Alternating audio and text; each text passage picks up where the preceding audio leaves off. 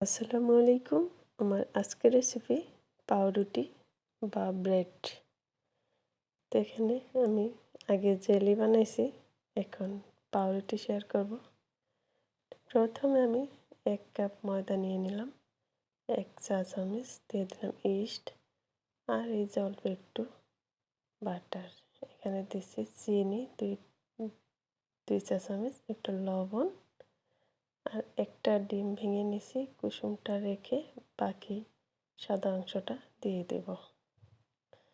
এখন হালকা কুসুম গরম পানি দিয়ে ভালো করে একটা সফট ডো বানিয়ে নিতে হবে। এই পর্যায়ে পানির পরিবর্তে দুধও দেওয়া যাবে, গরম দুধ। তো আমি দিচ্ছি না, কারণ আমি তো বাটারই দিছি। তো সেজন্য এখন শুধু পানি দিয়ে একটা সফট ডো বানিয়ে নেব।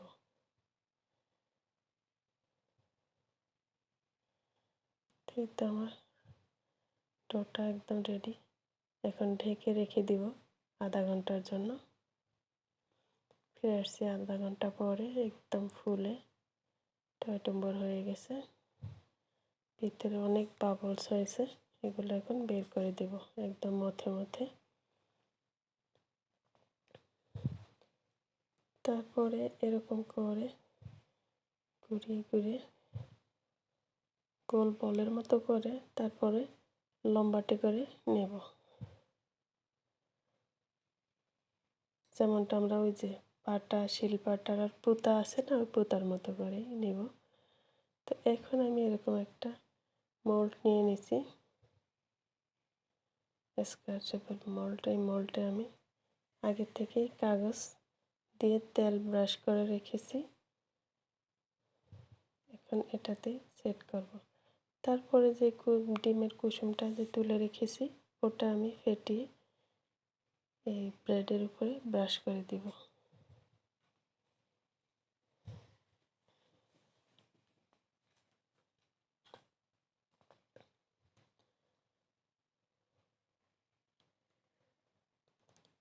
এখানে আমি আধা ঘন্টা রেস্ট রেখেছিলাম।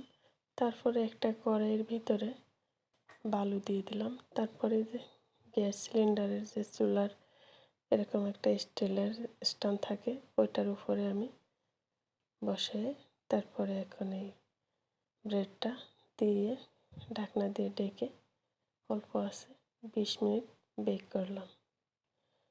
বেক করার পরে তারপরে উপর থেকে আবারও সেম ডিমের কুসুমটা উপর থেকে ব্রাশ করে দিব, যাতে সুন্দর একটা কালার আসে ব্রেডের উপরে।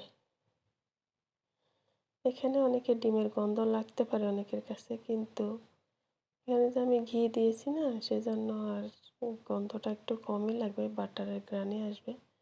একটু চেক করে নিছি, না এখনো হয়নি, আরও ২০ মিনিট বেক করতে হবে। তো এই ২০ মিনিট পরে এই হলো আমার ব্রেডের অবস্থা। এখন একটা ব্রেড নাইফ দিয়ে ভালো করে সাইড থেকে ছাড়িয়ে নেব। আমার কাছে বেকিং পেপার ছিল না, তো আমি এই সাধারণ কাগজে এটা বেক করলাম।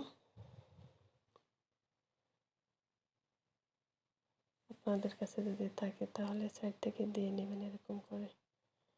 এই হলো আমার ব্রেডের অবস্থা। তো আসলে বাসার তৈরি জিনিস জানেনই তো, নিজের হাতে তৈরি করা জিনিস সবচেয়ে বেস্ট। একদম সফট হয়েছে। আমার বাচ্চারা তো মানে তর সয় না, দেখেন কত সুন্দর হয়েছে। এখন একটু কেটেও শেয়ার করি ভিতরটা কীরকম হয়েছে। দেখুন কত সুন্দর লাগছে।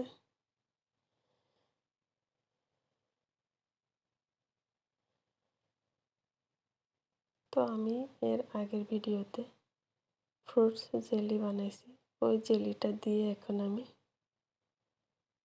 এই ব্রেডে লাগিয়ে তারপরে বাচ্চাদেরকে দিব। এই তো আমার জেলি।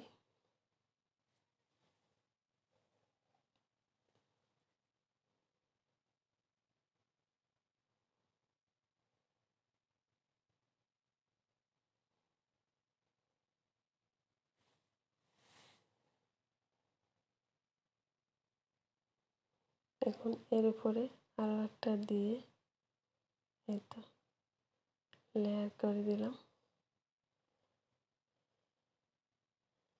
খেতে কিন্তু দারুণ হয়েছে। দেখতে যেমনই হোক খেতে অসাধারণ লাগছিল। ওর বাচ্চারা তো কেড়ে কেড়ে খেয়েছে।